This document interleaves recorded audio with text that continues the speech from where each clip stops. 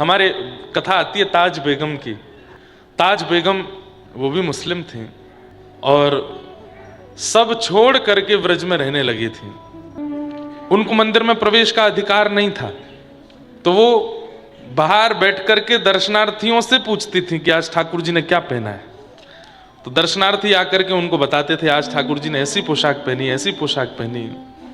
हाँ, मिल गया। हमारे पूज्य नाना जी कहते थे कि अगर कथा में अचानक से किसी भक्त की याद आ जाए तो समझो वो भक्त अपनी दिव्य चेतना से कथा में आए हैं।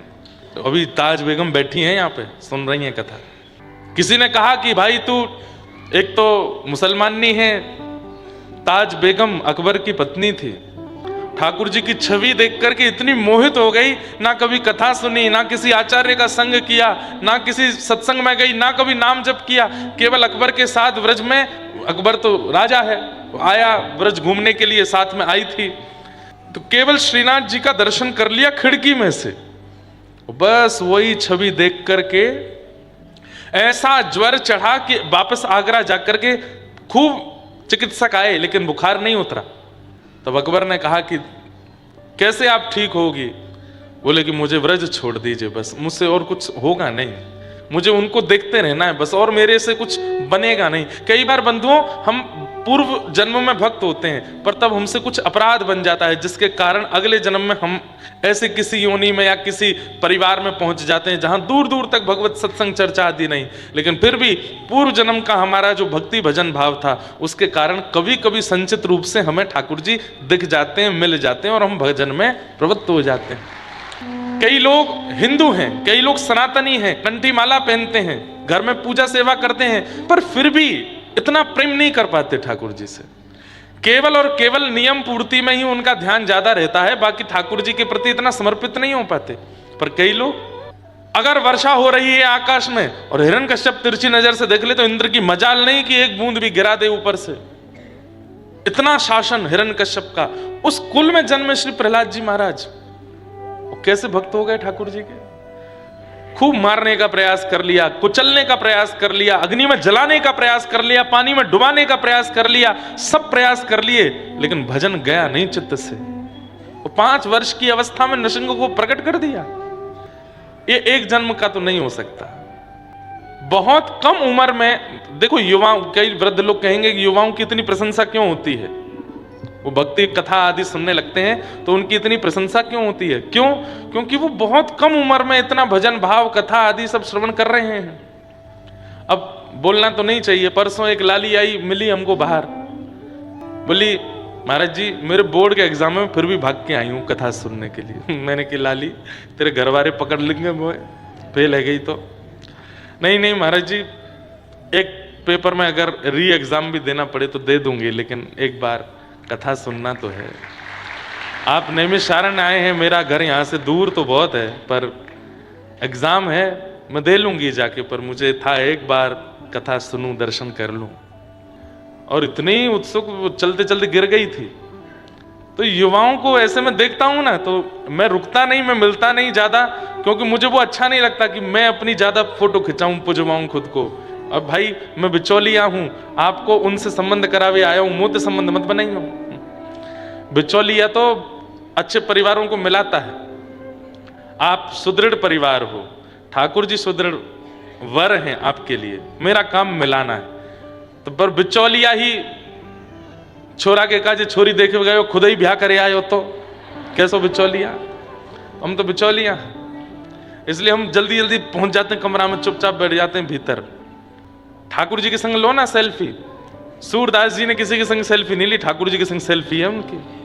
मीराबाई की ठाकुर जी के संग सेल्फी है, करमेती बाई, जना बाई और ये ताज बेगम, इनके कहीं भी चित्र देखोगे, सोशल मीडिया पे भी निकालोगे तो इनके संग ठाकुर जी का चित्र होगा। इसका मतलब क्या है? ठाकुर जी के संग चित्र है इनका, हमारे संग चित्र लेके क्या होगा? कुछ नहीं। ठाकुर जी के संग चित्र आवे आपका, और आप ना खींचो, ऐसे कर्म कर जाओ कि पूरी दुनिया आपको ठाकुर जी के नाम से ही जाने। आज किसी लाली का नाम, किसी बालिका का नाम, किसी स्त्री का नाम मीरा होता है, तो मीरा वो नाम बताती मेरा नाम मीरा, उसका चिंतन ही नहीं होता, तुरंत गोपाल की मीरा का स्मरण हो जाता है। कोई अपना नाम भगवत संबंधी बताता है, सब ब्रज में ताज बेगम को गोपिका बोलते थे, उसका नाम ही निकनेम पड़ गया था ब्रज में, गोपिका। सब गोपिका कह के बुलाते। तो मंदिर के बाहर बैठ जाती, अंदर जाने को उनको अनुमति नहीं थी। तो आने वाले दर्शनार्थियों से पूछती हैं, आज ठाकुर जी ने क्या पहना है, कैसा सिर पे मुकुट है, कैसे कानों में कुंडल है, सब बताते। तो ताज बेगम अब धीरे धीरे अपनी भक्ति में वर्धन कैसे कर रही है, सुबह उठ के स्नान ध्यान करके विचार करती है, आज ठाकुर जी ने नीली पोशाक पहनी होगी, नीली पोशाक पर मोतियों की माला होगी, आज सिर पर ठाकुर जी ने कूल्हे धारण किया होगा, नहीं मुकुट पहना होगा, नहीं पाग पहनी होगी, और पाग ऐसे वर्ण की होगी, उस पाग पर ऐसा सिरपेच होगा, उस पे ऊपर ऐसी माला होगी, कानों में मकराकृत कुंडल होंगे, आज ठाकुर जी ने गुलाब का इत्र धारण किया होगा। पहले ही सोच के जाती है और मंदिर के बाहर जाकर के खड़ी हो जाती है, कांपने लगती है, कहीं मैंने जो सोचा वैसे नहीं हुए तो। भीतर से दर्शनार्थी आते हैं तो ताज बेगम पीछे दौड़ती है, कैसे हैं आज ठाकुर जी, नेत्र बंद करके बस घबरा रही है, कहीं ये विपरीत ना बता दें। जैसे ही सामने वाला बोलता, आज तो ठाकुर जी ने नीली पोशाक पहनी है, मोतिन की माला पहनी है, सिर पर पाग पहना है, ऐसा सिरपेच है, मकराकृत कुंडल है, और आज ठाकुर जी की इत्र फुआ प्रसादी मिली, गुलाब का इत्र धारण किया है। सुनते ही ताज बेगम वहीं नृत्य करने लगती, वहीं नाचने लग जाती और नृत्य करके आनंदित हो जाती। मुझे मंदिर जाने की आवश्यकता नहीं है, क्यों, मेरे ठाकुर मेरे चित्त में आके मुझे बता जाते हैं कि आज क्या पहन रहे हैं। ऐसी ताज बेगम। ताज बेगम कभी मंदिरों में नहीं गई, व्रजमंडल में यमुना तट पर एक कुटिया बना के रहती थी। होली के दिन थे, यही दिन चल रहे थे जो अभी चल रहे हैं, होली के दिन चल रहे थे, और ताज बेगम रोज अपनी कुटिया से निकलती और जब ब्रजमंडल में होली खेलते हुए सब ब्रजवासियों को देखती तो बस वो यही खोजती रहती कि सब रंग डाल रहे हैं, श्याम सुंदर कब रंग डालेंगे। उसी दिन सुबह सुबह ताज बेगम नेत्र बंद करके बैठी और उसको सर्वांगीण ब्रजमंडल में होली का दर्शन हुआ, उस होली का जो द्वापर में हुई थी। ताज बेगम को क्या दिख रहा है, इधर से सब गोपियां आ रही हैं, गोपियों के समूह के बीच में यशोदा मैया, इधर से सब ग्वाला आ रहे हैं, ग्वालाओं के समूह के बीच में श्री नंद बाबा, यहां से सब सखियों की टोलियों के बीच में श्री किशोरी जी आ रही हैं, गोपियां ऐसे नाच रही हैं, रंग उड़ा रही हैं, पिचकारी चला रही हैं, गुलाल डाल रही हैं, सब दिखे, गैया दिखी, गोपी दिखे, ग्वाला दिखे, नंदरानी दिखी, नंद बाबा दिखे, वृषभानु बाबा दिखे, कीर्ति मैया दिखी, राधा रानी भी दिख गई, ठाकुर जी नहीं दिखे। लिखती जा रही हैं, वो आज भी धमार का पद पुष्टि मार्गीय परंपरा में ये अंतिम पद था ताज बेगम का, आज भी वो पद गाया जाता है। जैसे ही कपाट खुलते हैं, ठाकुर जी गाल पर गुलाल लगता है श्रीनाथ जी में, यही पद गाते हैं धमार का, इसका ताज बेगम का। गुसाई जी की शिष्या थी विठलनाथ जी की, तो लिखती गई, ठाकुर जी नहीं दिखे। इतने में ही क्या देखती है कि एक अद्भुत समूह सखाओं का आ रहा है और व्याकुल हो रही है। ताज बेगम अपना संपूर्ण जीवन ब्रजमंडल में निकाल दिया, ठाकुर जी का कभी अनुभव नहीं हुआ। तभी क्या देखती है, पीतांबरी पहने श्याम वर्ण के श्री ठाकुर जी, उनके चरण दिखाई दिए, उनके घुटने दिखाई दिए, उनका कटी भाग दिखाई दिया। कटी में क्या देखती है कि फेंटा में गुलाल बांध रखा है, पिचकारी डाल रखी है। थोड़ी ऊपर आई तो यहाँ उदर दिखा, वक्ष दिखा, ग्रीवा दिखी, और जैसे ही ठोड़ी पर पहुंची तुरंत ताज बेगम के प्राण चले गए, मुख नहीं देख पाए, वहीं प्राण चले गए। तो ताज, अब पद लिखने वाले जो होते हैं वो अंतिम कड़ी में अपना नाम जरूर लिखते हैं, कई लिखते हैं कई नहीं भी लिखते, और कईयों की एक छाप होती है। जैसे हम कोई पद रचना करते हैं तो हम छाप गिरधर की देते हैं, अपने ठाकुर जी की छाप, अंतिम पंक्ति में गिरधर नाम आएगा। एकमात्र राधा रमणम हरे हरे है, उसमें इंद्रेश नाम है, वो नाम भी पूज्य मलुक पीठ वाले महाराज जी ने लिखा, हमने नहीं लिखा। वो अंतिम पंक्ति जो है वो उनकी रचना है, बाकी पूरा पद हमने लिखा। तो महाराज जी को दिखाया, महाराज जी ये पद राधा रमन जी को अर्पित कर रहे हैं, तो महाराज जी बोले हम कुछ लिख दें, मैंने लिखो। तब गोप सुवेशम दास इंद्रेशम राधा रमणम हरे हरे महाराज जी ने लिखा। नहीं तो जितने भी पद हैं उनमें गिरधर नाम। वृंदावन प्यारो, वृंदावन में भी नाम पूज्य पिताजी ने लिखा, उसमें भी अंतिम पंक्ति में गिरधर लाल जी का नाम है। जिनकी कृपा से यह रस प्रगटो, जिनकी कृपा से यह रस प्रगटो, वृंदावन अभिराम, हम सबको प्राणंते प्यारो, हमारो गिरधर लाल। तो गिरधर हमारे लाल जी का ही नाम से छाप होती। तो ताज बेगम ताज लिखती थी अपने सारे पदों में। तो लिखते लिखते अंतिम पंक्ति रह गई, उससे पहले प्राण निकल गए। और उस समय के काल में संपूर्ण वृंदावन ने सुना, आकाश में एक विचित्र सी काली घटा आई और उस काली घटा में स्वर लहरियां प्रकट होने लगी, तरंगें प्रकट होने लगी। और तभी क्या देखते हैं, कमल नयन श्याम सुंदर प्रकट हो गए। और ताज बेगम का जो अंतिम पद का जो अंतिम भाग था, जो रह गया था अधूरा, ठाकुर जी ने अपने हाथ से लिखा, निर्तत आवत ताज के प्रभु गावत गीत दमार। अंतिम पंक्ति ठाकुर जी ने लिखी और श्री ताज बेगम को अपने साथ ठाकुर जी निकुंज में लेकर के प्रविष्ट हो गए। ऐसे ऐसे चरित्र हैं भक्तों के, मैं क्या कहां तक कहूं। मास कथा मैंने कही है 1 महीने तक, और भी कई प्रकल्प प्रयास चल रहे हैं। एक बार मन है कि केवल कभी ठाकुर जी अनुग्रह करेंगे साल में 2 साल में एक स्थान पर बैठ करके कम से कम 108 दिन तक 108 भक्तों के चरित्र सुना, और वो चरित्र ऐसे हों जिनको सुनकर के व्यक्ति का। और एक बात आपको स्पष्ट बता दूं, ठाकुर जी की लीला सुन के इतना परिवर्तन चित्त में नहीं होता, भक्त चरित्र सुन के हो जाता है। भक्त चरित्र हृदय का मार्जन कर देता है। ठाकुर जी का चरित्र तो ठाकुर जी को प्रकट करता है, पर घर पर अतिथि को बुलाने से पहले घर की साफ सफाई भी तो जरूरी है। तो घर की साफ सफाई तो भक्त चरित्र करते हैं। हृदय की जो मार्जन स्थिति है उसको, हृदय के उपस्थित स्थान कहाँ ठाकुर जी बैठेंगे, कहाँ पाएंगे, कहाँ डोलेंगे, हृदय की इतनी स्थिति तो भक्त चरित्र ही करते हैं। कई जगह आपने देखा होगा कि माताएं थाल पीटती हैं जब वो बेलन से बजाएंगी उसको। ये कहाँ की परंपरा है? कोई शास्त्र में वर्णन तो है नहीं इसका। इसका वर्णन यही है, अवाद्यंत विचित्राणी, विचित्र वाद्य बजाए गए। जब ठाकुर जी का जन्म हुआ, माताएं बहनें सोची कहाँ ढोल नगाड़े वालों को बुलाने जाएंगे क्या? जो घर में रखे हैं बर्तन उन्हीं को ही बजाओ, उन्हीं से ही बजा बजा करके नंद घर आनंद भयो, जय कन्हैया लाल की उत्सव मनाओ सब लोग। बालक अपना मुंह खोल करके अपने गाल बजा रहे हैं, विचित्र विचित्र आवाज मुख से निकाल रहे हैं, हाथ को शंख बना करके उससे विचित्र आवाज निकाल रहे हैं। कोई बहुत तगड़ा बिल्कुल लंबोदर दिख जाए तो कहो देख ढोल आयो, यही बजाओ। उसी के पेट पर ही कुछ बजा रहे हैं, नंद घर आनंद भयो, जय कन्हैया लाल की, यशोदा के लाला भयो। कोई बिना बाल वाले आए गए तो उनके सिर पर चढ़ के उसके सिर पर ही तबला बजा रहे हैं। और कभी किसी के संग ऐसा कर भी रहे हैं तो उसको बुरा भी नहीं लग रहा है, वो भी नाच रहा है, नंद घर आनंद भयो, जय कन्हैया। ऐसे उत्सव मनाना है व्यवस्थित। किसी को ये नहीं पता कि हमने भोजन किया कि नहीं, हमने पानी पिया कि नहीं, हम सोए कि नहीं। आचार्य चरण कहते हैं कि भक्ति मार्ग में सबसे पहली, अब देखो परीक्षाएं तो हर स्थिति में आती हैं, हर परिस्थिति में आती हैं, भक्ति मार्ग में भी परीक्षाएं होती हैं। ठाकुर जी के प्रकट होते ही 6 दिन के अंतराल में पूतना का आगमन हुआ। इसका मतलब क्या है? हम सब भक्ति मार्ग पर जब आते हैं, ठाकुर जी चित्त में आते हैं, तब भी पूतना आती है। पर पूतना का रूप क्या है? पूतना का स्वरूप क्या है? अपवित्रता। पूत यानी पवित्र, ना माने जो नहीं है वो पूतना है। अपवित्र विचार, अपवित्र स्वभाव, अपवित्र क्रिया, ये सब भक्ति मार्ग में पूतना का स्वरूप है। माला जपते हैं, कथा सुनते हैं, परिक्रमा करते हैं, लेकिन एकांत में बैठ करके अपवित्र विचार आ रहा है चित्त में, तो इसका मतलब पूतना का आक्रमण हो रहा है।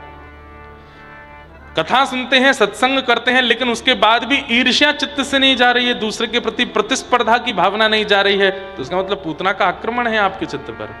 बंधुओं, भक्ति मार्ग शुद्ध करता है अंतःकरण को। यदि उसके बाद भी वही धूमिलता बनी हुई है तो रावण में और हम में अंतर क्या है? रोज अभिषेक करता है, रोज त्रिपुंड लगाता है, रोज शिव आराधन करता है, लेकिन उसके बाद भी चित्त पवित्र नहीं है, विचार पवित्र नहीं है, चरित्र पवित्र नहीं है। कल महाराज जी के पास बैठे थे तो महाराज जी ने एक ऋषि की चर्चा सुनाई। कौन से ऋषि थे महाराज जी? कुकुड, कुकुड द, अरे ट, कुकुट। ऐसी अद्भुत चर्चा महाराज जी बता रहे कि जब पुलस्त ऋषि के वंशधर रावण का राज्याभिषेक होना था तो नैमिषारण्य से कुकुट ऋषि गए और उन्हीं को ही निवेदन किया गया कि आप ही इनके सिर पर मुकुट धारण करा के इनका राज्याभिषेक करो। तो कुकुट ऋषि कहते हैं कि इनका ही नहीं, यहां पर जितने पूर्व में जितने भी रावण हुए हैं, असंख्य रावणों को मैंने ही उनको यहां पर बिठा। रावण एक पदवी का नाम है, जो भी वहां बैठे उसका नाम रावण है। बोले मेरा सौभाग्य है कि इस बालक का भी मैं राज्याभिषेक कर रहा हूं। लेकिन तभी उन्होंने उनके मस्तिष्क रेखा को देख करके कहा, तुरंत मुकुट वापस रख दिया। तो पूछने लगे क्या बात है? बोले कि इस बालक में बड़े गुण हैं, ये बालक इस नगरी को इतना सुंदर बनाएगा कि देवलोक भी इसका दर्शन करके निहाल हो जाएंगे। ये बालक यहाँ के मार्गों का ऐसा निर्माण करेगा, चित्रशाला बनाएगा, आदि आदि करेगा। इतना कुछ अद्भुत बताया। सुन करके पुलस्त ऋषि खुश हो रहे थे, वाह वाह वाह, मेरा वंशधर इसका राजा बनेगा। और ये देखिए कितनी प्रशंसा कर रहे हैं कुकुट ऋषि इसकी। फिर पूछा, तो फिर इतने गुण हैं तो फिर आप राज तिलक क्यों नहीं करते, आप इसके सिर पे मुकुट क्यों नहीं धराते? बोले चित्रशाला तो बनाएगा पर चरित्रशाला नहीं बना पाएगा, इसके अंदर चरित्र नहीं होगा, इसमें बाकी सारे गुण हैं। ये राज्य का ऐसा निर्माण करेगा, ये इतना अद्भुत बना देगा, लंका इतनी महिमावंत हो जाएगी, सब कुछ है इसके पास में, पर चरित्र नहीं है इसके पास। और चरित्र विहीन राजा का अगर राज तिलक हुआ तो पूरे नगर का बंटाधार, ये जितना सुंदर लंका को बनाएगा, एक समय आने पर वो सारी सुंदरता नष्ट हो जाएगी और ये पूरे नगर का विनाश हो जाएगा। इसलिए मैं इसका राज तिलक नहीं करूंगा। और कुकुट ऋषि नैमिषारण्य से ही गए, वापस आ गए नैमिषारण्य, नहीं किया उसका राज तिलक। फिर अन्य 5 ऋषियों ने जाकर के रावण का राज तिलक आदि किया और उनकी भविष्यवाणी सफल हुई। भले ही उसने लंका को अद्भुत बना दिया, लेकिन उस अद्भुत लंका को क्या स्थिति बनी? जला दिया, नष्ट कर दिया, धूमिल कर दिया। लंका का नाम सुनते ही राक्षसों की स्मृति आने लगी। वो ऋषि यहीं से गए थे वहां, कल महाराज जी बता रहे थे। तो त्रिपुंड लगाता था, रोज दिव्य दिव्य रचनाएं गा करके सुनाता था महादेव को, लेकिन चरित्र शुद्ध नहीं कर पाया। और मुझे कभी कभी ऐसा लगता है, मैं आपको अपने हृदय की बात कहूं, वास्तव में जो लोग कथा भी सुनते हैं, तिलक स्वरूप भी लगाते हैं, वैष्णव धर्म का पालन भी करते हैं और कहीं ना कहीं विषय विषादों में भी पड़े रहते हैं, कहीं ना कहीं उस संसारी क्रियाकलापों में जिनकी रुचि रहती, दोनों तरफ पैर रख करके जो चलते हैं, उनका उद्धार नहीं हो पाता। ये दोनों तरफ पैर जो रख करके चलते हैं, उनका गिरना संभव है, निश्चित है। एक तरफा रहिए, इस तरफ यदि आए हैं तो पूरे पूरे इस तरफ आइए, भले धीरे धीरे आइए, धीरे धीरे वहां से सब छोड़ने का प्रयास कीजिए। छोड़ने का प्रयास मतलब घर परिवार नहीं, विषय, वहां धीरे धीरे छोड़ने का प्रयास कीजिए। अपने आचरण को शुद्ध करना, भोजन को शुद्ध करना, नियमों में शुद्धि लाना, उसको धीरे धीरे छोड़ करके पूरे पूरे इधर आने का प्रयास कीजिए। और यदि वही अच्छा लगता है तो फिर इस स्थान का त्याग कर दीजिए। तिलक विलक मत लगाइए, एकादशी एकादशी सब प्रणाम करिए सबको, या तो पूरे वहीं के रहो या पूरे यहीं के रहो। ये दोनों तरफ रहने का प्रयास यदि करोगे तो रावण ही है। वो शंकर आराधन भी करता है और चरित्र विहीन कर्म भी करता है। तो भक्ति मार्ग में जब विषय चित्त में आने लग जाए, वो पूतना है, उसको निकालो, उसको मत आने दो। और हम तो कहते हैं भजन करने का सबसे उत्तम समय कौन सा है? ब्रह्म मुहूर्त। भजन करने का सबसे उत्तम मुहूर्त कौन सा है? बोले रात्रि की बेला। भजन करने की सबसे उत्तम मुहूर्त कौन सा है? बोले सुबह सूर्योदय हो उसके बाद ना। जब विषय चित्त में आवे उसी समय भजन करने बैठ जाओ। अब हम बहुत सारी बातें तो मंच से नहीं बता सकते, पर जैसे पानी पूरी की इच्छा हो गई, जीभ में पानी आ रहा है, पानी पूरी खानी है, उसी समय आसन लगाओ, हाथ में लो माला, पूरा ठाकुर जी का स्मरण कर लग जाओ भजन में। बोले जीभ बहुत विचलित कर रही है, ठाकुर जी इसको संभालो। और जैसे नाम जप करोगे, जब इंद्रिय विषय युक्त हो उसी समय भजन करने लग जाएं, तो वो इंद्रिय विषय विमुक्त हो जाएगी। धीरे धीरे होगी पर हो जाएगी। केवल एक नियमित समय बांध लिया है, 4 बजे से 6 बजे तक भजन करना है, फिर पूरे दिन डोलते रहना है। अब जब जब विषय चित्त में आ रहा है, आप सोच रहे हैं कल ही करना है भजन, तो नहीं, जब जब चित्त में विषय आवे तब तब भजन करो, जब जब पूतना आवे तब तब उसका वध करो। ये विषय चिंतन पूतना है। पूतना आई, सबको अपनी ओर आकृष्ट कर लिया, सब उसको देखने लगे। यह भी पूतना का स्वरूप है कि भगवत भजन में लगे हुए जीवों को अपनी ओर आकृष्ट करे, वो पूतना है। सब उसके प्रति आकृष्ट होने लगे, सब देखने लगे। पूतना भीतर प्रवेश हो गई। यशोदा मैया ने जैसे ही देखा, लाला को गोद में दे दिया। सुंदर है, स्वरूपमान है, खूब विस्तार से हमने कही है कई बार कथा। पर यहां पर एक प्रश्न मुझसे किसी ने किया था कि महाराज जी, बाहर के सब ब्रजवासी पूतना के रूप पर मोहित हो गए, ये बात समझ में आती है, पर यशोदा मैया उन्होंने विचार क्यों नहीं किया, तुरंत लाला को गोद में क्यों दे दिया? बंधुओं, यशोदा मैया कौन है? आचार्य है। आज यशोदा मैया की कृपा है कि सब घर में लड्डू गोपाल विराजमान है। यदि वे नहीं चाहती तो उनको लाला कोई के घर में जातो? आपके घर में मुरली मनोहर ठाकुर जी बैठे हैं, आपके घर में शंख चक्र गदा पद्मधारी नारायण बैठे हैं, तो ये बिना आज्ञा के आ गए, क्योंकि बड़े लाला हैं ना, ये तो अपनी स्वेच्छा से आ सकते हैं। पर घर में लड्डू गोपाल जी विराजमान है, इसका मतलब क्या है? ये छोटो लाला बिना मैया की आज्ञा के तो नहीं आवेगो। यशोदा मैया की कृपा से आपके घर में विराजमान हुए हैं श्री लड्डू गोपाल जी। तो यशोदा मैया आचार्य है, उनकी कृपा से हमको सेवा मिली है। आचार्य से गलती कैसे हो सकती है? वो पूतना की गोद में ठाकुर जी कैसे दे सकते हैं? तब यहां पर एक आचार्य ने वर्णन किया कि भाई वो आचार्य हैं, और आचार्य का काम क्या है? योग्य अयोग्य का विचार ना करके सबको ठाकुर जी की शरणागति कराना। ये नम रक्ष जगन्नाथ बहुजन्मापराधनम, इसने बहुत अपराध अपने जीवन में किए हैं, इसकी रक्षा करना ठाकुर जी आपका दायित्व है। पूतना को आते ही यशोदा मैया जान तो गई हैं कि राक्षसी है, अंतरंग भाव से यशोदा मैया जान गई हैं, और ये भी जानती हैं कि मेरो लाला परमात्मा है। अब जीव इतना समीप आकर के भी ठाकुर जी की सन्निधि ग्रहण नहीं कर पाएगा तो कालांतर में लोगों के चित्त में अविश्वास हो जाएगा। बोले द्वार पे पहुंच के भी पूतना को ठाकुर जी के दर्शन नहीं हुए? नहीं, जीव के चित्त में विश्वास प्रकट हो कि ठाकुर जी के सामने कैसे भी स्थिति में पहुंचो ठाकुर जी गोद में आ जाते हैं। इस भाव की पूर्णता के लिए यशोदा मैया ने जानते हुए भी ठाकुर जी गोद में दे दिए। पूतना की गोद में ठाकुर जी दे दिए। कुछ गोपियां आकर के यशोदा मैया को ले गईं। कहते हैं भगवान ने अपने आंखों पर हाथ रख लिया, नेत्र बंद कर लिए। पूतना कितनी बड़ी दुर्भाग्यशालिनी है, सब उसके रूप पर मोहित हो गए, पर जिसको मोहित होना चाहिए वही नहीं हुआ। आपको पूरी दुनिया देखती है, पर आपकी पत्नी ही आपको नहीं देखती, आपके पति ही आपको नहीं देखते। कितना कष्ट रहेगा चित्त में। पूरी दुनिया आपके सामने नतमस्तक होती है, पर आपके माता पिता ही आपको स्नेह नहीं देते, कितना कष्ट होगा। पूरी दुनिया के माता पिता को आप प्रेम देते हो, लेकिन अपने माता पिता को प्रेम नहीं दोगे, कितना कष्ट होगा चित्त में। हम लोग इसी स्थिति में हैं, हम लोक रंजन में रहते हैं, ये रीझे वो रीझे, वो भी रीझे ये भी रीझे, सब मुझसे रीझ जाएं, पर ये रीझे इसके लिए हम कुछ नहीं करते, सबको रिझाने में लगे। पूतना ये तो करी, सबको रिझा लिया उसने, लेकिन जिनको रिझाना चाहिए था वो नहीं रीझे। पर सबरी से सब नहीं रीझे थे, राघव जी रीझ गए थे। जनाबाई से सब नहीं रीझे थे, ठाकुर जी रीझ गए थे। हमारी स्थिति ऐसी बने, ठाकुर जी रीझ जाएं, फिर कोई रीझे नहीं रीझे, हमको क्या मतलब। मीराबाई की कई लोग अवहेलना कर देते थे, पर ठाकुर जी रीझे हुए हैं। क्रिया ऐसी करो, सब रीझे ना, ठाकुर जी रीझे, बस वो राजी रहें, वो प्रसन्न रहें, वो आपसे रीझे रहें। तो पूतना सबको रिझाती हुई आई, पर ठाकुर जी नहीं रीझे, नेत्र बंद कर लिए। अनेक भाव बताए जाते हैं ठाकुर जी ने नेत्र बंद क्यों किए।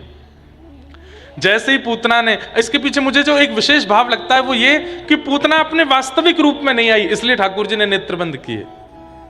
आप जैसे हो वैसे ठाकुर जी के सन्मुख नहीं जाओगे तो ठाकुर जी नजर फेर लेंगे, ठाकुर जी नजर मूंद लेंगे। ठाकुर जी कहेंगे है तो पाखंडी, है तो ढोंगी, है तो दारी को बड़ो ऊधमी, मेरे सामने देख कैसे संत बन के आए हो। ठाकुर जी नेत्र बंद कर लेते हैं। नहीं, जैसे हो।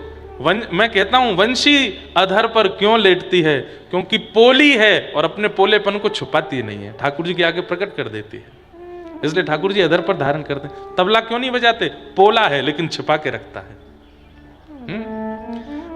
सितार क्यों नहीं बजाते ठाकुर जी, पोला है भीतर से, तंबूड़ा है लेकिन छिपा के रखता है। अपने दोषों को जो छिपा लेता है, दोषों का निवारण नहीं करता, दोष छिपाता है, ठाकुर जी उसको धारण नहीं करते, पर छिद्र होते हुए भी प्रकट कर देती है ठाकुर जी के आगे। ठाकुर जी अधर पर बिठाते हैं उस वंशी को। तो ठाकुर जी के सामने स्वीकार कीजिए आप जैसे हो। रूप बदल के जाओगे तो आप पूतना हो ठाकुर जी के लिए, नजर फेर लेंगे, छिपा लेंगे, नहीं देखेंगे आपको। भगवान ने पूतना को नहीं देखा, और पूतना ने अपना पयोधर जैसे ही भगवान के मुख में दिया, विष को पिया, रस तत्वों को पिया, प्राण ही समम रोष समन्वितो पिबत, जैसे ही प्राण पीने शुरू किए घबराहट होने लगी पूतना को, अपने वास्तविक रूप में प्रकट होने लगी। राक्षसों का स्वभाव है, और राक्षसों का नहीं, हर उस व्यक्ति का स्वभाव है जो अपने रूप को बदल के दुनिया के आगे रहता है, अंत काल में उसकी वास्तविकता एक ना एक दिन सामने आ ही जाती है। भाई कितना भी रूप बदल लो, वास्तविकता छुपे नहीं छिपेगी। इसलिए वास्तविकता में रहो। ज्यादा से ज्यादा क्या होगा, 40 की जगह 4 लोग प्रेम करेंगे, 40 नहीं करेंगे। अपनी वास्तविकता में रहो, छुपाने की आवश्यकता नहीं है। हम व्यास हैं लेकिन हमको क्रिकेट अच्छा लगता है तो हम खेलते हैं। कई लोगों ने हमको बोला ये कोई व्यास की मर्यादा है? मैंने कहा भैया कहीं तो बचपन रहने दो चित्त में। वैसे ही महाराज बना करके इतना बड़ा बड़ा दिखाते हैं, तुम ऊपर ही रहो, तुम निकलो ही मत, तुम ऐसे रहो, तुम ये मत करो। ठीक है, मर्यादा में रहना भी चाहिए, पर ठीक है थोड़ा बहुत उत्सव बच्चों के संग खेल लें। कई जगह मेरे को टोक देते हैं लोग बाग, माँ में फिर खेलने ही नहीं जाता। व्यास होके आप क्रिकेट खेलते हो, व्यास होके आप ऐसे घूमते हो, व्यास होके आप यहां जाते हो, व्यास होके आप गाने गा रहे हो, व्यास होके ये कर रहे हो, संगीत का माध्यम कथा में ले रहे हो। इस पे भी प्रश्न चिन्ह उठता है कि कथाओं में संगीत क्यों कर रहे हैं? बिना संगीत की कथा होनी चाहिए। हम कहते हैं तस्मात् केना पिपायेन मनः कृष्णे निमेषयेत्। किसी भी उपाय से सही मन कृष्ण में लगना चाहिए। आज कथा सुनकर के हम मानते हैं 2-2.5 लाख लोग वृंदावन जा रहे होंगे, पर आज जगन्नाथ चकानयन कीर्तन सुन के 10 लाख लोग जगन्नाथपुरी जा रहे हैं।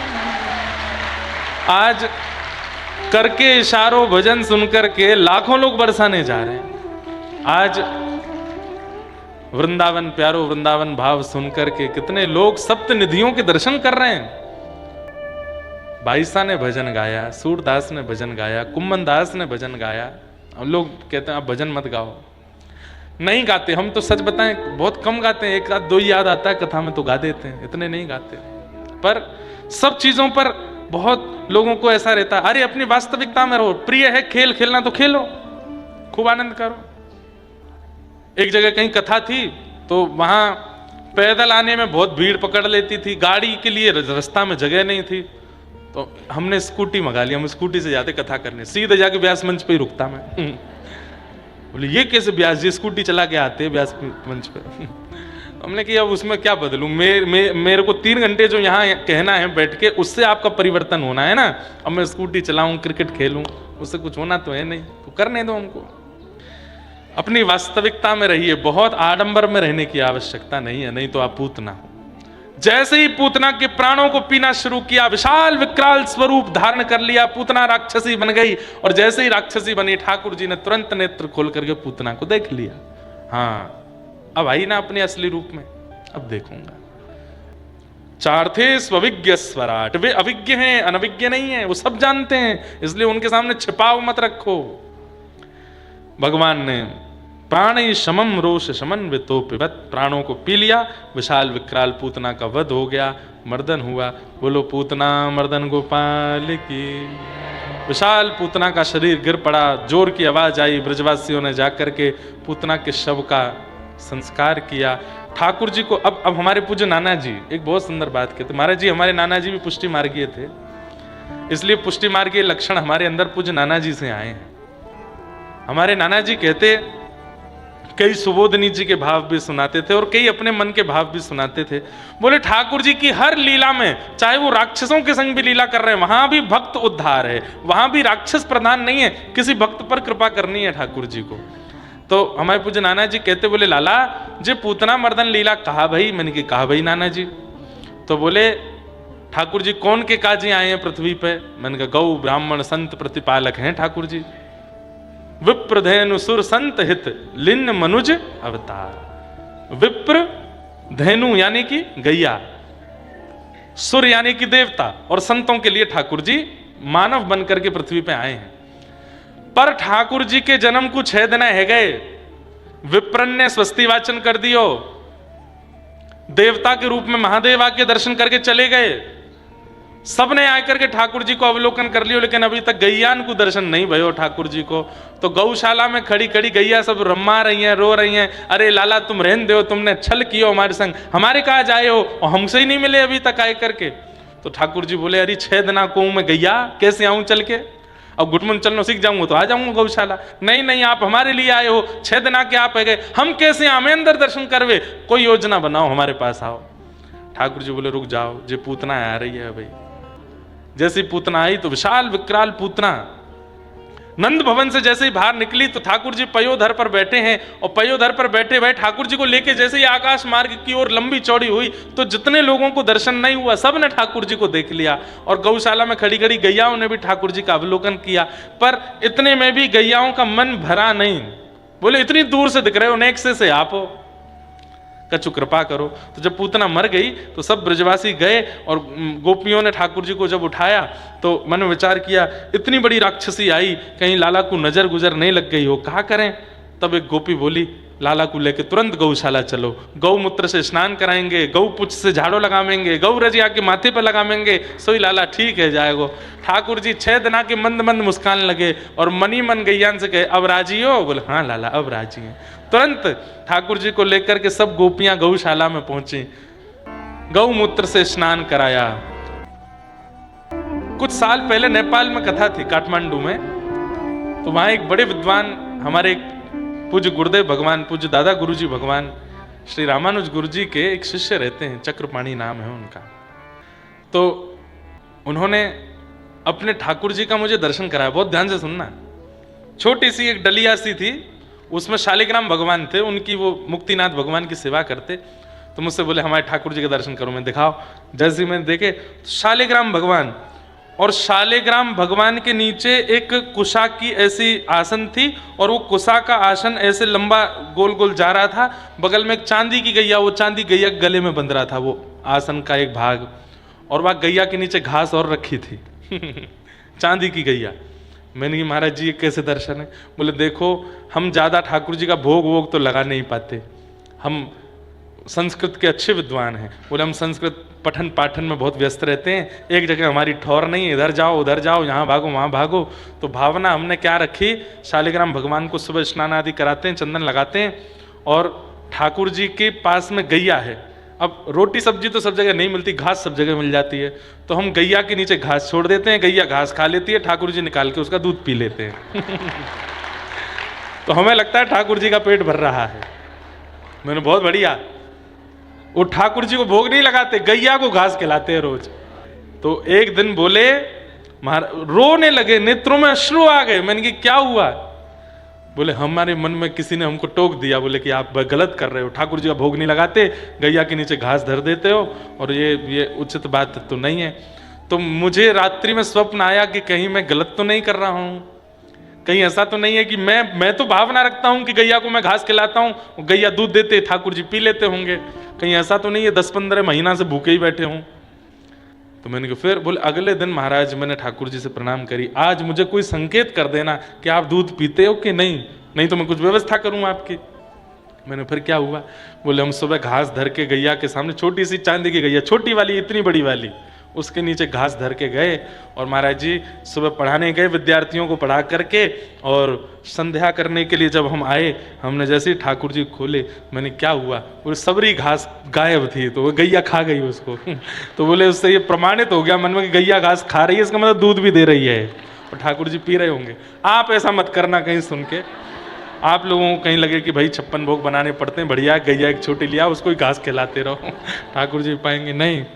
उनकी भावना थी, हमने केवल आपको इसलिए बताई कि देखो कैसे कैसे भाव से लोग रहते हैं। आपको तो भोजन ही पवाना पड़ेगा, आपके लिए नियम नहीं है घास खवावे को ठाकुर जी को गैया बहुत प्रिय है, गाय से बहुत प्रेम करते हैं। यशोदा मैया ने एक बार भूलते ठाकुर जी के आगे कह दी, बोले लाला चल तू गैया चरावे जा रहा हो, तो पादुका पहना दूं। ठाकुर जी गिनती करने लगे, मैया बोली कहाँ गिन रहा हो लाला। बोले मैया मेरे 2 पामन में तेने पादुका पहनाई, मेरी इतनी सारी गैया, इनके तो 4-4 पाम है, इनकी पादुका कहाँ है। मैया बोली लाला जे पादुका ना पहने क्यों ना पहने, बोले जे जानवर हैं इनके पाम ना हूं मैं, इनके खोर हूं मैं। सो ठाकुर जी इतनी जोर से रोए, इतनी जोर से रोए, इतनी जोर से रोए। यशोदा मैया बोली काय को रो रहे। रोते हुए ठाकुर जी बोले मैया मैं तेरे गर्व में हतो मैया, तेने खावे पीवे में इतनी कंजूसी करी कि मेरे पाम ही रह गए, खुर नए बने देख गैया कैसी घास चर के आवे, वहां के बछड़ा बछियान के खुर न करे आमे, मैया मेरे खुर क्यों ना बने। अरे लाला, खुर तो जानवरन के हो में, हम तो मानव हैं। ठाकुर जी और जोर से रोए। बोले क्यों रो है लाला? 2 दिन बाद ठाकुर जी शांत होके बोले मैया, गैया हमको दूध पिवावे? बोले हाँ। और वाह गैया को तेने जानवर कही? मैं तो आज तक सुनता हूं, मैं मानवन को बालक हूं, पर आज मुझको पता चली यशोदा मैया भी जानवर है। बोले क्यों? तेरो भी तो दूध पियो मैया मैंने, तू भी तो दूध पिवावे मुझको, दूध पिवावे वारी को तू जानवर कह रही है मैया, तो तू भी तो जानवर है। यशोदा मैया ने कान पकड़े, बोले आज के बाद मैया तू गैया ते जानवर नहीं कहेगी, गैया तो मैया है मेरी, गैया तो मेरी है। वाद ना यशोदा मैया ने प्रण लिया, और गैया को कभी मैं जानवर नहीं कहूंगी। गैया जीव नहीं है, जानवर नहीं है, गैया मैया है, और हमारी नहीं लाला की मैया है, हमारे ठाकुर की मैया है गैया। वासों प्रेम करो। तो गौ सुख देने के लिए ठाकुर जी गौशाला में गए, और वहां जाकर के 6 दिन के ठाकुर जी को देखते ही असंख्य गैयाओं के थन से अपने आप दुग्ध की धार निकलने लगी। यशोदा मैया आनंदित हो गई, आहा देखो कैसो लाड़ कर रही है मेरे लाला सो ये सबरी गैया। एक एक गैया के पास ठाकुर जी को लेके गए। 6 दिन के ठाकुर जी हैं, और 6 दिन के बालक से गतिविधि तो होती नहीं, वो तो यूं ही पड़ा रहता है। पर धीमे धीमे ठाकुर जी ऐसी नजर घुमा घुमा के गैयाओं को देख रहे हैं। गैया लाला को देख करके नेत्रों से अश्रु बहा रही हैं। छोटे से ठाकुर जी को गैयाओं ने खूब आशीष दिया। 3 महीना के ठाकुर जी भय, करवट बदली। यशोदा मैया ने नंद बाबा से कई उत्सव मनाओ। बोले काय को? बोले लाला ने करवट ली है। गर्गाचार्य जी के पास जाकर के, सांडिल्य मुनि के पास जाकर के नंद बाबा ने कही, बोले लाला ने करवट ली है, कोई उत्सव बताओ। बोले कि करवट को कौन सा उत्सव हो गए? बोले अब एक ही लाला है, न उत्सव बताए दो। बोले करवट उत्सव करो। बोले वहां में कहा करें? बोले पूड़ी सब्जी की भोग वो प्रसादी ना करवाए के मालपुआ और रबड़ी चलन दो, बस मालपुआ और रबड़ी को जरा भंडारो करो। मालपुआ रबड़ी का जरा भंडारा हुआ, सारे ब्रजवासी आए जेमने के लिए, पाने के लिए। छोटे से गोपाल जी हैं, कोई गाल खींचे, कोई हाथ खींचे, कोई पाम खींचो, सब टकटकी लगा के देख रहे हैं अब करवट कब लेगो। जैसे ही ठाकुर जी ने करवट ली, महाराज ढोल नगाड़े ताशे बजने लगे, गुलाल उड़ने लगे आकाश में। इतने प्रसन्न हैं ब्रजवासी। क्यों? बोले अभी करवट ले रहा है, फिर उठनो सीखेगो, फिर बैठने लगेगो, फिर धीमे धीमे चलन लगेगो, और फिर नेक नेक बोलन लगेगो, और एक दिन फिर आवेगो लाला नंद भवन से बाहर, फिर हमारे घर आवेगो, हमारे यहाँ बैठेगो, हमारी गोद में रहेगो। उन सबकी प्रतीक्षा में सब ब्रजवासी इतने उत्सुक हैं कि बस आनंद निमग्न हो जाते हैं। सक्टासुर नाम का दैत्य आया, भगवान ने उसका वध किया। गर्गाचार्य जी महाराज ने आकर के ठाकुर जी का नामकरण संस्कार किया। 1 वर्ष के लाला भय और 1 वर्ष के ठाकुर जी का नामकरण संस्कार श्री गर्गाचार्य जी महाराज ने किया। कहा आपका ये लाला अनेक रूपों में हो चुका है पहले, इस बार ये कृष्ण वर्ण का है, इसलिए इदानिम कृष्णताम गतः, आपके इस लाला का नाम मैं कृष्ण रखता हूं। ठाकुर जी का नाम कृष्ण रखा। अब धीरे धीरे लाला नेक नेक बोरवे लगे हैं, और मुख से सबसे पहला शब्द ही ठाकुर जी के निकला है गैया। कौन सा? गैया। गैया जैसे ही बोलते भाई मैया ने सुनो, मैया दौड़ी दौड़ी गई, लाला दोबारा बोलिए, दोबारा बोल, कहा बोलो, कहा बोलो। सो मैया की ओर देख के बोले मैया। इतने में नंद बाबा दौड़े दौड़े आए, अरे मेहर मैंने कछु सुनी, लाला ने कछु कही है, लाला नहीं दोबारा बोलियो। सो नंद बाबा की ओर देख के बोले बाबा। इतने में दाऊ दादा आ गए। छोटे से ठाकुर जी को छोटे से दाऊ दादा ने गोद में उठा लियो, बोले लाला बोल दादा। बोले दादा। आहा, सबके नाम अब तो धीमे धीमे तुतला के ठाकुर जी, अब तो लाइन लगी है महाराज ब्रजवासी की, सबरी गोपी आया है करके अपना नाम बुलवाए रही हैं। तोतली सी वाणी ठाकुर जी बोल पामे ना, इतने थक गए ठाकुर जी। अब गोपीन के इतने कठिन कठिन नाम। एक गोपी आके बोली लाला बोल चंद्रावली। ठाकुर जी बोले दारी 2 दांत निकले मेरे, अभी चंद्रावली बोलूंगा मैं। यशोदा मैया लाला को रोज सिखाती है, जैसे हम सब अपने बच्चों को सिखाते हैं, ऐसी मैया सिखाती है। लाला बता आंख कहाँ है? तो ठाकुर जी ऐसे करते हैं। लाला तेरी नाक कहाँ है? तो ठाकुर जी ऐसे नाक अपनी सुकुड़ते हैं। लाला तेरी जीभ कहाँ है? सब गोपियों को बोला मैं, देखो मेरो लाला कितनो सुगड़ है, सब जाने, कचू पूछ ले जाते। तो एक गोपी के लाला आंख कहाँ है? तो ठाकुर जी करें ऐसे। लाला तेरे हाथ कहाँ है? तो ठाकुर जी ऐसे हाथ अपने करें। लाला तेरे पाँव कहाँ है? तो ठाकुर जी ऐसे अपने पाँव पे हाथ धरें। लाला तेरो पेट कहाँ है? तो ठाकुर जी ऐसे अपना हाथ घुमा में। तेरी जीभ कहाँ है? जीभ निकालें। एक गोपी चतुर, लाला तेरे कान कहाँ है? ठाकुर जी ने वाकी और देखो, नहीं बताए। अरे मैया तेरो लाला जी तो जाने ही ना है बाकी कान कहाँ है। अरे नाना मैंने बताइए, लाला बताते कान कहाँ है। सो ठाकुर जी उठे, वही गोपी के पास गए और वही के कान पकड़ के बोले, ये रहे कान। मैं अपने कान का ही को पकड़ूं? मैंने कोई अपराध तो किया नहीं, मैं क्यों पकड़ूंगा? क्योंकि जैसे ही ठाकुर जी कहते ये रहे कान, सब गोपी कहते अरे ना लाला क्षमा कियो क्षमा कियो। ठाकुर जी तो अभिज्ञ हैं, अनभिज्ञ नहीं है, सब जानते हैं। ऐसी सब लीलाएं ठाकुर जी ब्रजमंडल में कर रहे हैं। एक दिन ठाकुर जी रोने लगे, नेक बोलन लगे हैं। ठाकुर जी को एक सखा मधुमंगल वहां ने ठाकुर जी के कान भर दिए। बोले का भयो लाला, मेरो तो ब्याह है, व्यवहारो है। ठाकुर जी बोले ब्याह का होवे? बोले जैसे मैया भोजन पवावे, नवावे, धुवावे, श्रृंगार करे, मैया तो बड़ी बूढ़ी है जाए, वही की जगह एक युवा आ जाए, वो पत्नी के रूप में आ जाए, वही बना के खवावे, फूली फूली रोटी बनावे, ऐसा श्रृंगार करे, संग संग डोले, मेरो तो ब्याह है व्यवहारो। ठाकुर जी दौड़ के घर गए, नंद रानी यशोदा से के मैया मेरो ब्याह करा। कहां ते सीख के आयो? तो कैसे पतो ब्याह काहे ते के? मुझ सब पतो मैया, तू छुपावेगी तो मुझे पतो ना चलेगो। मेरे सखा मधुमंगल ने बताई मैया तू मेरो ब्याह करा दे। अब कैसे करा? मैया पहले तो हंसी, बोले लाला तू ब्याह करेगो? बोला हाँ। 3 बरस को तो लाला तू है, अभी 3 बरस को है, छोटो सो लाला, कैसे ब्याह कराऊं तेरो?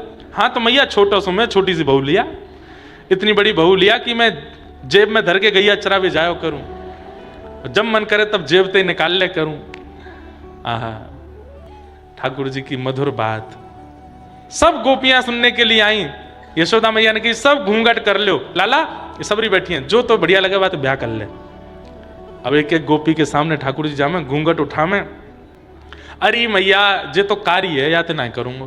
तो वो गोपी बोली तू भी तो कारो लाला, तू भी कारो, तेरी बहू भी कारी। ना ना, एक घर में एक अमावस्या ही ठीक है, एक तो पूर्णिमा रहनी चाहिए।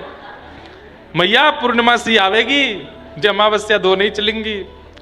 एक के पास गए, वहां को घूंघट उठाए के बोले मैया जी तो बहुत धाम धुल्ला सी मोटी है, ठा लाला तू भी तो गदमत रासो है, तो मेरे हक को मक्खन खा जाएगी मैया छीन के, याते ना करूंगा ब्याह। सबरी गोपी, एक बड़ी बूढ़ी गोपी दूर बैठी थी, उसके एक भी दांत नहीं। मन में विचार करने लगी मैं भी युवा होती, इन गोपीन के बीच में बैठी हूँ, लाला मेरो भी घूंघट उठा के कछु बोल तो, मैं तो बड़ी बूढ़ी हूँ, बड़ी बूढ़ी इनको दूरी जगह रख दी जाए।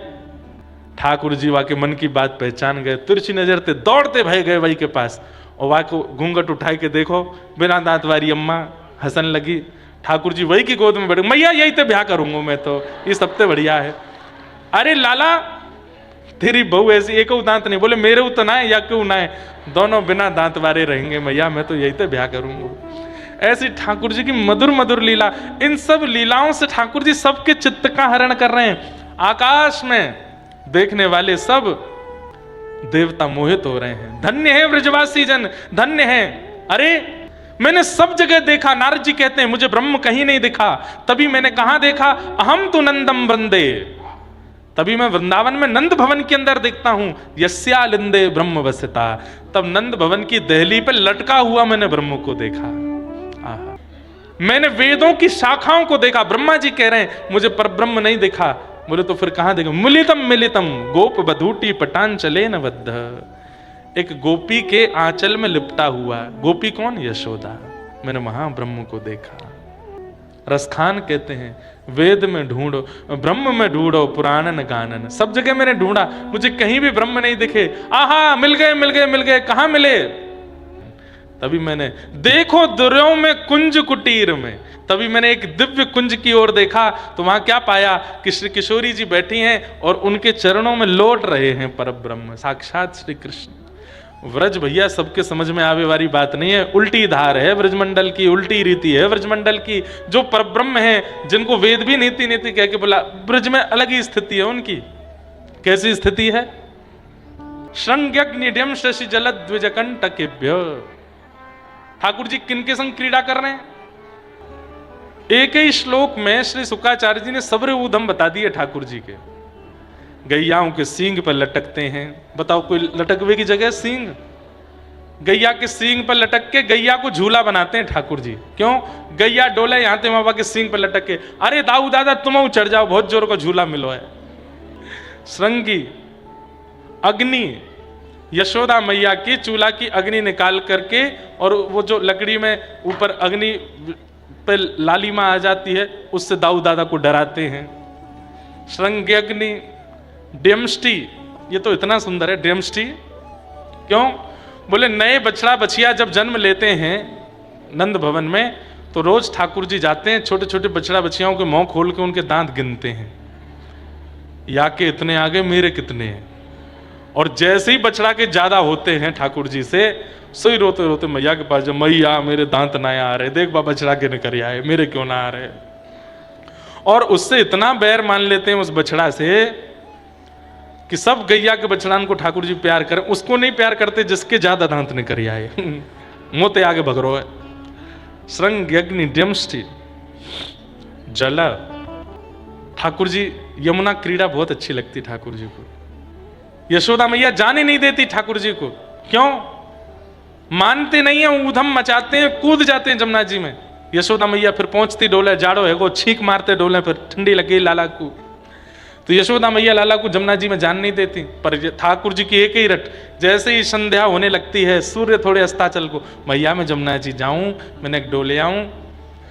नंद बाबा के संग जाएगो, अकेलो नहीं जाएगो। नंद बाबा मुंह को ले चलो जमुना जी डुला लाओ।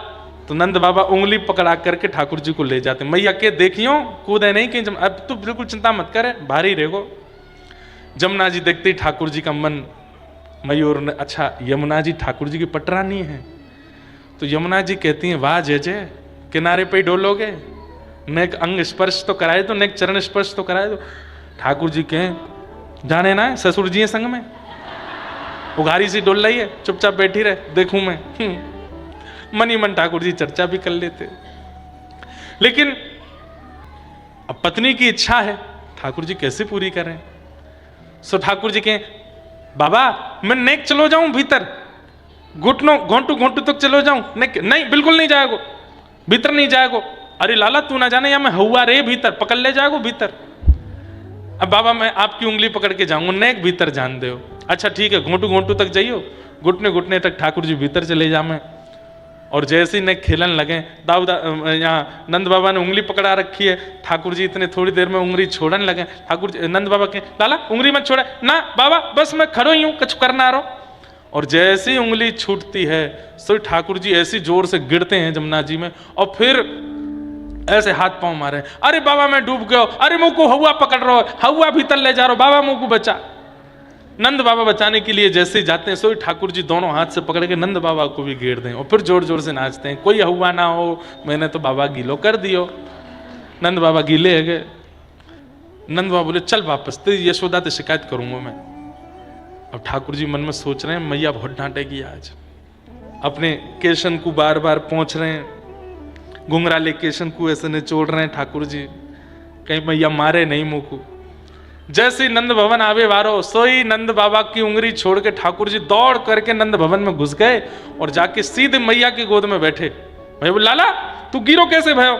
मैया तू तो कहा बताऊं, तेरी सौगंध खा कहूं, नंद बाबा की नहावे की इच्छा, मुंह गीलो कर लायो।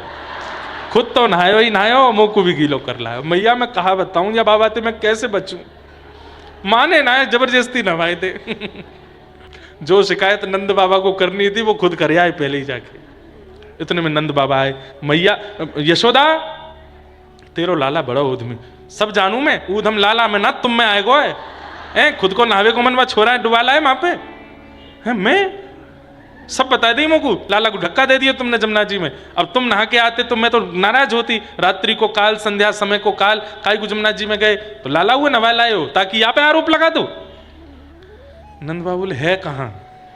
बोलो उठाड़ो पीछे। लाला तू मेरो ही लाला है ना, इतना झूठ का तो सीख आए हो। ऐसे ऐसे ठाकुर जी उधम मचाते हैं। श्रृंग अग्नि डमस्टेसी जल द्विज। ब्राह्मण संत तिलक धारी ठाकुर जी को इतने अच्छे लगते हैं। सुबह तैयार होकर नंद भवन से निकलते हैं ठाकुर जी, और जो दिख जाए जटाधारी, मठाधारी, तिलकधारी, त्रिशूलधारी, त्रिपुंडधारी, उसके सीधे चरणों में दंडवत करते हैं। अरे बाबा तुम यहां डोल ले हो, जैसे कितने दिन से जानते हैं, तुम यहां डोल ले हो। यशोदा मैया ने पकवान बनाए के रखे। नंद बाबा सुबेरे तुम होते कह रहे कि एक त्रिपुंड वारो बाबा आवेगो, बाको ले आइयो। छोटे से ठाकुर जी छोटी से मुंह से बोलते हैं तो बाबा बाबा सब उन पर मोहित हो जाए। अच्छा लाला तुम हमको जानते हो? बोले जानू तो ना हूं, पर मेरे बाबा ने बताई गले में रुद्राक्ष माला होगी, त्रिपुंड होगो, हाथ में कमंडल होएगो, उनको घर लेके आनो है। बाबा मेरे घर पे 56 भोग बने, चलो प्रसाद पावे। थोड़ी दूर तक जाके कहें, जैसे नंद भवन का द्वार आता है, अब भीतर आप चले जाओ, मैं आ रहा हूं थोड़ी देर में। बोले आप कहाँ जा रहे हो? आप आएंगे घर पे, आपके लिए सुंदर रसगुल्ला गुलाब जामुन सब खरीद के लाऊंगा मैं। वो तुम छोटे से हो, छोटे से जाते हो बाजार में खरीदने, मैं ही जाऊं, कहा करूं, अकेला हूं घर में, मुझे करना पड़े सबरों काम। संत को वहां छोड़ देते हैं और फिर दूसरे संत के पास जाते हैं, उसको भी घर के पास लाके उसको छोड़ के ऐसे 10 15 20 संतों को घर ले आते हैं। सब आकर के द्वार पर ठाड़े हो जाते हैं। यशोदा मैया आके प्रणाम करती है, आज मेरे द्वार पर इतने अद्भुत संत पधारे, कहो कहाँ सेवा करूं। मैया क्या सेवा करूं मतलब?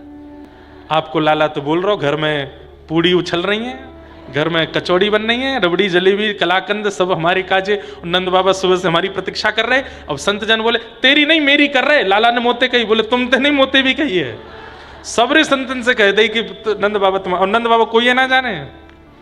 यशोदा मैया नंद बाबा बोले अगर हम कहेंगे कि हम नहीं जानते तो हमारे लाला को ही नाम खराब होएगा, तो कैसो लाला है इनको। संत जनों के प्रणाम, अरे नहीं नहीं हम प्रतीक्षा कर, हमें पता चली आप आ रहे हैं, विराजो। यशोदा मैया तुरंत चूल्हा चेताती हैं, तैयारी करती हैं, प्रसाद पवाती हैं, दक्षिणा आदि दे के सब संत जन चले जाते। तब आते ठाकुर जी, मैया अरे मेरी पारी मैया कहाँ गई, यहां पे आ जा तू। दारी के सवेरे ते संतन ने न्यो तो दे के आ जाए, इतने सबरे संत आए गए मेरे घर में, और सबरे इतनो जय के गए, कितनो कितनो मेहनत लगे, कितनो श्रम लगे। दूसरे इनके काजे तो मैं बनवा लूं, कोई ते संतन की तो खुद बनानी पड़े। आज पूरा दिन निकल गो रसोई बनाते बनाते, 100 संतन को निमंत्रण दिया हो, और सबते ऐसे कह के आवे नंदरानी यशोदा बैठी है। अरे लाला जी घर है, कोई आश्रम ना है जब भंडारो चलता रे, काय को करे ऐसा। अरे मैया 2 बातें तू कहे तो बताऊं। बोले बता। बोले एक बात तो ऐसी है मैया, जाए सुन के तू मुंह को हृदय से लगावेगी, और दूसरी बात ऐसी, जाए सुन के तू डंडा लेके भागेगी। कौन सी पहले बताऊं? पहले ये बता, पहले हृदय वारी बता दे, क्योंकि डंडा वारी के बाद तो तू मिलेगा ना मुंह। ठाकुर जी बोले मैया नंद बाबा जितनो अन्न लावे, जितनो धन लावे, ऐसो मैंने कथान में सुनी है कि वाके दशांश में पाप होवे, हम जितनो भी कमावे वाके 10वें अंश में पाप निवास करे मैया। लेकिन अगर व्यक्ति वाको दान कर दे, कोई को पवा दे, तो वो दशांश पाप घरते निकर जाए। तो मैया मैं सोचूं मेरी यशोदा मैया नंद बाबा की इतनी संपत्ति है, इतना वैभव है, वाको दान पुण्य हो तो रे, हमारे संतन को बिना बताए निमंत्रण दे दूं, ताकि मैया पवावे तो दशांश पाप निकल जाए। यशोदा मैया के तो मोटे मोटे आंसू आंखन में, अरे मेरो लाला कितनो विद्वान, कितनो ज्ञानी मेरो लाला, कैसी बड़ी बड़ी बात करे हैं लाला, तू हमारे बुलावे। हाँ मैया तू रोज बुलाए कर लाला, मैं रोज बनाऊंगी। थोड़ी देर मैया हृदय से लगाए रखी। मैया दूसरी बात सुनेगी? हाँ दूसरी बता। बोले पहले गोदी ते उतार नीचे। ठाकुर जी दूर खड़े गए और बिल्कुल तैयारी में कि दौड़ूंगो बताते ही मैया बोली बता। मैया अब मैं धीरे धीरे बड़ो है तो जा रहा हूं, मेरो ब्याह भी होएगा कल को बहू भी आवेगी घर पे, और मैया जब बहू आए के देखेगी कि सास ऐसी मोटी ताजी है तो कैसी हंसी उड़ावेगी। तू परिश्रम ना करे मैया, पूरे दिन बैठी बैठी मोटी एती जा रही है, या मारे मैं तेरे तोते परिश्रम करवावे के काज संतन को नहीं होता हूं। मैया भागी पीछे, लाला आगे आगे चौकड़ी मार के भागे। ऐसे ठाकुर जी की मधुर लीला। कितनों भी मैया श्रृंगार कर दे लाला को, जाकर के जो अर्चना का जल, शालिग्राम भगवान का जल है अर्चना का, पूजा का, उसी में जाके कूदते हैं, उसी में खेलते हैं, आनंद करते हैं। यशोदा मैया जाके निकाल के लावे, लाला तो मैं सुबह नभाए दूं, फिर तू ये पंचामृत वाले जल में काय को स्नान करे। तो मैया मुझको जेवारो स्नान बहुत बढ़िया लगे। बोले काय को? मैया देख तू तो कोरे जलते मुंह को नवाए दे, वहां में कछु आनंद ही ना आवे। ये जय जय कितनी बढ़िया स्नान करे। ठाकुर जी का स्नान नंद बाबा पंचामृत से स्नान कराते हैं ना, ठाकुर जी देख के कहते हैं मैया से, मैया तू जो स्नान करा वो बढ़िया ना है, नंद बाबा वारो स्नान देख। बोले क्यों? जय जय नहा भी ले और पेट पूजा कर ले। ऊपर से नंद बाबा जब दूध चढ़ावे तो बीच बीच में जय जय जीव निकाल के दूध पी भी लेते होगो, दही खा लेते होगो, शहद चाट लेते हो। मैया मुंह को भी ऐसे ही स्नान कराएगा। तो शास्त्रीय प्रमाण तो कई है कि ठाकुर जी को पंचामृत स्नान कराना चाहिए, पर हमारे व्रज का भाव ये भी है कि ठाकुर जी पंचामृत स्नान जब करते हैं तो ठाकुर जी को बड़ा सुख मिलता है। क्यों? स्नान भी कर लेते हैं, बीच बीच में जीव निकाल के पेट पूजा भी कर लेते हैं, पाल लेते हैं, दूध पी लेते हैं, दही पी लेते हैं, मक्खन खा लेते हैं, बूरा खा लेते हैं, बीच बीच में ठाकुर जी को आनंद भी आता रहता है। तो कंटकेभ्य, ऐसे ठाकुर जी ऐसे ठाकुर जी मधुर लीला कर रहे हैं। गोपियों के घर जाकर के ठाकुर जी माखन चुराने लगे। वत्सान मुंचन क्वचित समय क्रोश संजात हास। गोपियां दर्शन के बहाने से, मैंने एक दिन कथा में सुनाया था, गोपियां मक्खनी इसीलिए निकालती हैं कि लाला चोरी करवे आवे। मैया ने एक दिन ठाकुर जी पकड़ करके उखल से बांध दिए। ठाकुर जी ने उखल खिसकाए करके दो वृक्षों के बीच से निकले, दोनों वृक्ष टूट के गिर गए। कुबेर के पुत्र नलकुंवर मणिग्रीव प्रकट हो गए। कुबेर के पुत्र नलकुंवर मणिग्रीव कह रहे हैं, वाणी आपका गुणानुवाद गाए, कान आपकी कथा सुने, हाथ आपकी सेवा करें, मन आपका स्मरण करे, बुद्धि आपको प्रणाम करे, लेकिन नेत्रों के लिए क्या मांगा? बोले दृष्टि ही सताम दर्शनेस्तु भवत तनु नाम। दर्शन आपका ना हो तो दर्शन किसका हो? बोले आपके जो तनु हैं, आपके जो पुत्र हैं। भगवान के पुत्र कौन? संतजन। भगवान के पुत्र कौन? कथावक्तागण। भगवान के पुत्र कौन? वैष्णवजन। उनके हमको दर्शन मिले। तो ठाकुर जी ने नलकुंवर मणिग्रीव से पूछा, तुमने सारी इंद्रियों के लिए मेरा भाव मांगा, कानों को कथा मांगी, मन में स्मृति मांगी, हाथों से सेवा मांगी, चरणों से प्रदक्षिणा मांगी, पर नेत्रों से मेरा दर्शन क्यों नहीं मांगा? बोले नाथ, बड़ी अंतरंग बात है। बोले क्या? अगर हम आपका दर्शन मांगेंगे तो अपने दो नेत्रों से केवल आपको दो नेत्रों से देख पाएंगे, लेकिन आपके जो तनु हैं, जो संतजन और कथावक्तागण हैं, ये केवल दो नेत्रों को आपका दर्शन नहीं कराते, जब ये कथा गाते हैं तो रोम रोम को आपका अनुभव करा देते हैं। इसलिए हमको उनके दर्शन करने हैं। दर्शनेस्तु भवत तनु नाम। हे नाथ, केवल दो नेत्रों को ठाकुर जी दिखें, इसमें योग्यता है कि तन को, मन को, जीवन को, रोम रोम को आपका अनुभव हो, उसमें योग्यता है। तो बोले आपकी अनुपस्थिति में भी मन, बुद्धि, चित्त और प्रत्येक रोम को आपका अनुभव कराने वाले ये संतजन कथावक्तागण हैं, इसलिए दर्शन हमें इनका चाहिए। भगवान ने नलकुंवर मणिग्रीव पर कृपा की। तत्पश्चात ब्रजवासियों ने कहा कि अब यहां नहीं रहना, चलो यहां से। गोकुल में जब से आए हैं तब से कोई ना कोई संकट आता है, और सब ब्रजवासियों के साथ ठाकुर जी, सबके साथ ठाकुर जी वृंदावन आ गए। बोलो वृंदावन धाम की जय। अघासुर का वध किया। वन्य ठाकुर जी का, वन में मधुर छोटे छोटे बालकों को चारों ओर बैठा करके ठाकुर जी उनके साथ वन भोज करते हैं। विब्रद वेणुम जठर पटयो, अपनी एक वेणु को ठाकुर जी यहाँ लगा लेते हैं, गैया बुलावे वाली श्रृंगी को यहाँ लगा लेते हैं। वामे पाणे मृषण कवलम, अपने बाम हस्त में ठाकुर जी रोटी को मृषण घुमा करके उसका कवल लेते हैं। तत्फलम लांगुलीशु, अपनी उंगलियों के मध्य में अलग अलग प्रकार के अचार ठाकुर जी ऐसे दबाते हैं, यहाँ पे एक अचार, यहाँ पे एक, ऐसे कोई नहीं खाता होगा जैसे ठाकुर जी खाते हैं। कितना अद्भुत है। इस हाथ में रोटी, यहाँ पे एक अचार, यहाँ पे दूसरा अचार, यहाँ ऐसे 5-6 अचार एक साथ, बिना थाली के भोजन करना सीखो ठाकुर जी से। और यहाँ बीच में चटनी रख लेते हैं, और एक बार रोटी खाते हैं, फिर एक अचार खाते हैं, फिर रोटी खाते हैं, फिर दूसरा अचार खाते हैं, फिर रोटी खाते हैं, फिर तीसरा अचार खाते हैं, फिर रोटी खाते हैं, फिर चटनी खाते हैं, फिर रोटी खाते हैं, फिर अपने सखा से कहते तू का बना के लायो? बोले बैगन को भरता ला। खवा मोकू? तू का लेके आयो? लाला मैं तो ये साग लायो। मोकू खवा। सबके बीच में खा रहे हैं और जोर जोर से हंसते हंसते लोटपोट होते हैं ठाकुर जी। यज्ञ बुक बाल केली, ये बालकों के संग केली जो हो रही है ठाकुर जी, इस बीच में ठाकुर जी झूठन कूटन कुछ नहीं देखते। आज दधी मीठो मदन गोपाल, ऐसो दही हम कबहू ना चाखे, सुन गोकुल के नाथ। सब ग्वाल बालों को बीच में बैठा करके ठाकुर जी अपने हाथ से सबको दही बांट रहे हैं। और इस पंक्ति में सबसे सुंदर जो भाव लगता है वो ये, कई बालकों को ठाकुर जी के हाथ से दही पाने को नहीं मिली, तो ठाकुर जी उनसे क्या कहते हैं? मेरी हथेली चाट लो, ए तू यावारी उंगली चाट ले, दूसरे तू यावारी चाट ले, तू यावारी चाट ले, तू यहाँ चाट ले, तू यहाँ चाट ले, यहाँ चाट ले। और ठाकुर जी ऐसे हाथ करके बैठे, सब सखा चाट रहे हैं हाथ में से। और मक्खन निकाला है, दही निकाला है मटका में से, तो यहाँ तक दही लगी है, सब यहाँ तक चाट रहे हैं। वही में थोड़ी सी कणिका रह गई दही की, सबके चाटने के बाद ठाकुर जी भी चाट गए। ये दृश्य देख करके आकाश में बैठे ब्रह्मा बोले राम राम राम राम रे, ये भगवान है, ये भगवान है, ये परमात्मा नहीं हो सकते, ये भगवान नहीं हो सकते।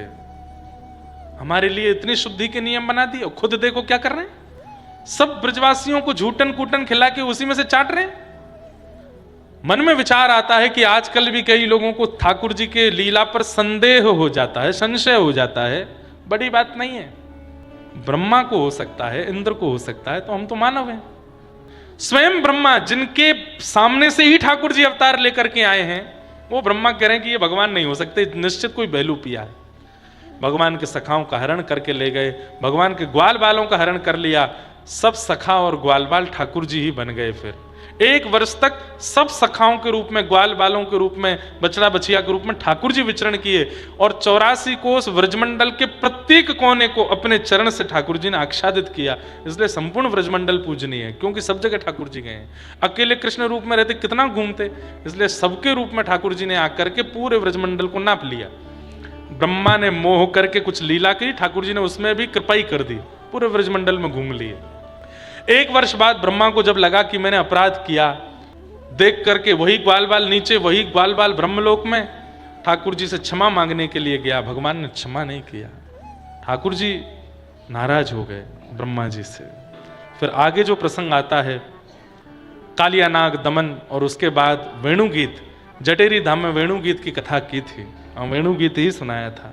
ये इरवान पीत मनुरक्त कटाक्ष मोक्षम। केवल एक बात कह दूं, गोपियां कहती हैं नेत्र मिले और इन नेत्रों से दुनिया देख ली, दुनिया की सारी सुंदरता देख ली, लेकिन गौचारण को जाते हुए श्याम सुंदर नहीं देखे तो नेत्रों को पाकर के तुमने कुछ नहीं पाया। यही बात वेणुगीत में गोपियां कह रही हैं। अरे मानवों, जन्म लिया है, पृथ्वी पर आए हो, तो कम से कम इतना तो करके वापस आना। क्या? इन नेत्रों से एक बार श्याम सुंदर को गैया चराते हुए देख के आना। कोई कहे गैया चराते हुए ना भी देख पाओ तो बस एक बार हिलते डुलते चलते फिरते श्याम सुंदर को एक बार तो निहार लेना। नहीं तो नेत्रों को पाकर के तुमने नेत्रों से कुछ नहीं देखा, अगर श्याम सुंदर नहीं देखे तो। इतने सुंदर हैं श्री प्रियतम लाला। उनकी सुंदरता का वर्णन पूरे वेणुगीत में किया गोपियों ने। कात्यायनी देवी की पूजा करती हैं, सब ब्रज की सखियों पर ठाकुर जी ने कृपा की, मथुरा की गोपियों पर अनुग्रह किया। आगे गोवर्धन लीला का प्रसंग आता है। भगवान गिरिराज पूजन करने के लिए सब ब्रजवासियों को लेकर के गोवर्धन गए और श्री गिरिराज पूजन किया।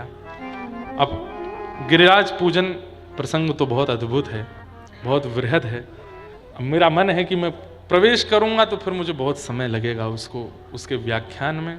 और कल भी हम व्रज लीला में प्रेम प्रसंग, ठाकुर जी के प्रेमास्पद प्रसंगों का थोड़ा ज़्यादा, यहाँ के ऋषियों ने ज्ञान वैराग्य की चर्चाएं बहुत ज़्यादा सुनी है। वैसे तो ये पूरी भागवत भी यहीं से कही गई, यहीं सुनी गई, परंतु फिर भी भाव है कि यहाँ वैराग्य की भूमि में थोड़ी और रस की चर्चा का संवाहन हो सके, तो उस प्रसंग को हम विस्तार से कल के प्रसंग में सुनाएंगे। सब ब्रजवासियों को लेकर के ठाकुर जी गोवर्धन जा रहे हैं और वहाँ जाके गिरिराज जी की पूजा कर रहे हैं। अब परिक्रमा को ठाकुर जी निकले हैं, लाला परिक्रमा कर रहे हैं, परिक्रमा करके कल तक लौटेंगे। फिर उसके बाद आगे के प्रसंग को हम लोग श्रवण करेंगे। बड़े प्रेम और भाव से सब लोग उसका श्रवण लाभ प्राप्त करेंगे।